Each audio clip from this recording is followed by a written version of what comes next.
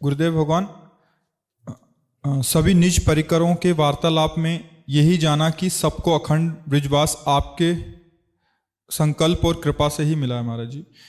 हे गुरुदेव, हमें भी आपका ऐसी कृपा प्राप्त हो कि हम भी वृंदावन। ये उनकी भावना है, हमारा भी वृंदावन वास श्री जी की कृपा से हुआ है, तो हम किस पर कृपा कर सकते हैं।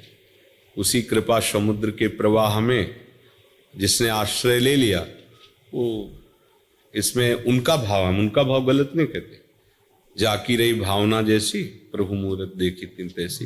मान लो कोई भावना में देख रहा हो कि मेरे भगवान बैठे हुए, उसको वैसे ही अनुभव होगा।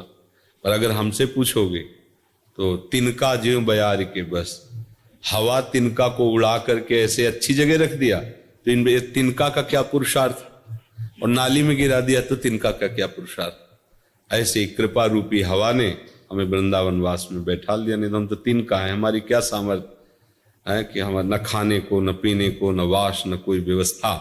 ये तो महारानी जी की, लाडली जी की कृपा कि वो ऐसे व्यवस्था ऐसे रख रहे हैं, तो हमको रख रहे हैं, सबको रख रहे हैं। जो भाव से उनसे जुड़े, ये उनका महल है, वही पास देती, किसी और के पास से नहीं। जिनको वृंदा विपिन है, कृपा ति नहीं की होए, वृंदावन में तवै तो रहन पाहिए सोए।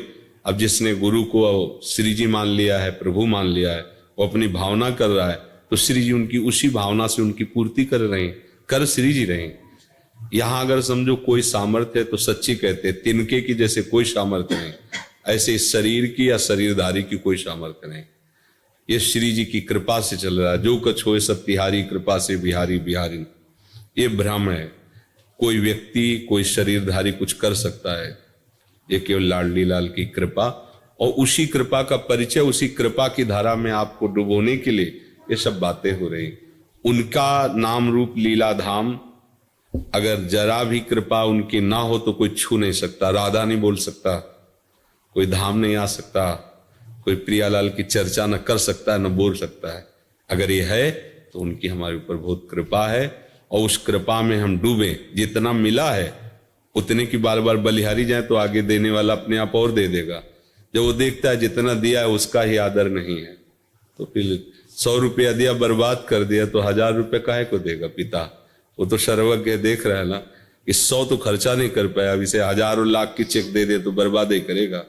और अगर 100 का ठीक प्रयोग हुआ है तो 1000 मांगने नहीं पड़ेंगे, वो सर्वज्ञ है। ऐसे ही आपको जो नाम मिला, मंत्र मिला, उपासना मिली, आप उसमें कितना तन्मय है। अगर नहीं तो फिर आगे की बात मांग ही क्यों रहे हो। पहले जो मिला है उसका स्वाद लो, उसी में धाम और नाम सब प्रकाशित हो जाएगा। हम आगे आगे मांगते चले जाते हैं, जो मिलता है उसका स्वाद नहीं ले पाते, काहे को। तो ये बात समझना है, हमें अपने उदार स्वामी से मांगने की जरूरत नहीं, हमें जो मिला है उसका आदर और उसकी कृपा मनाने की जरूरत है। अगला सोपान अपने आप वो कृपा सिंधु है, वो कर देंगे।